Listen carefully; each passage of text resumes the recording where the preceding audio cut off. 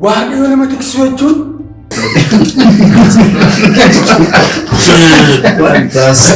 Kasaaraa guddaa geessee. Absolutely.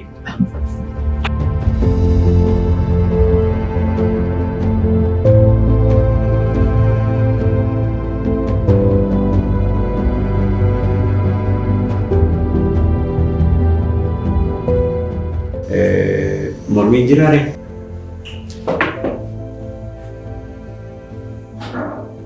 Ajab ammas ajabin jedhee. No. Kami jechuu dandeessa?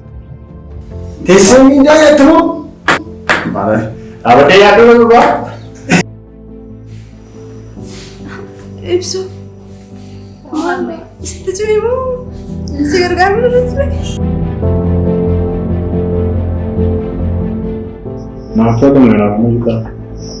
Kuni biblical interpretation isaa dogoggora sababii ta'eef.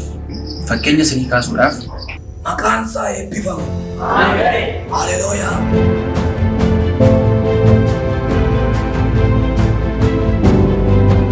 Okay. Nutis gama keenyaan erga dhufnee tarkaanfiiwwan babbareedaa tarkaanfanne jechuun hin danda'ama. xiqqoo sodaadheera garuu ergati jettee waan namni hin goota jedhee nama. Waaqayyoon nama jaallata. Amma kana nama jaallatu. kanaaf Qoricha na ajajaa. Anatti kan himanne eenyutti malee? Anis tuudha bara.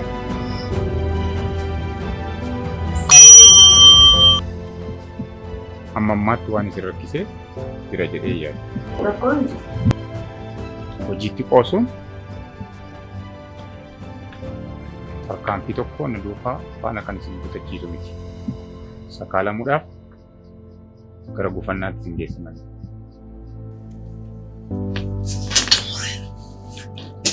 Mana jaarraa fidaa jedhu, kana goonaa fidaa jedhu, rakkattoota gargaaraa fidaa jedhu, rakkataa nu caaleen jiru. Oh my gosh. Kana ta'ummaa kana sirriisee amma kana si boosisaa? Please silence. Borganama wajjin yeroodhaan waan eegaluuf yeroodhaan irratti argama. Haleluuyaa. Ameen. Ayyaana. Natti beeran osoo Yesuus guddaa. Really nyaati keessan baay'ee jaalladheera.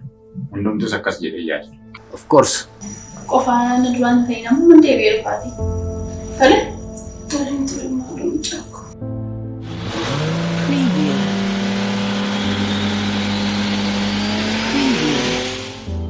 Oduu gammachiisaa qabattee dhufte jedhee yaada.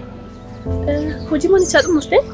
Namni tokko riqicha baay'ee dheeraadhaa fi qal'aa ta'e tokkorra qixaan barbaadeen nagaa jedhee deemsa jalqaba. Kana caalaa maal antas gabbaa? Diinkutiin fayyada.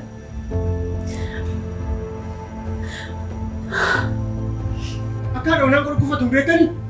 Naraadamsa wandartuma. Akka hin daa'ima guddisu hin beekani abbaa maatiiti man. Maalaan beekaa asittis kottu achittis kottu. Tole dooktar Omar akkuma qabu. Hunda isaa yoo nama dubsisa. Nothing. I'm fine. Arguuta. Itiin barbaada.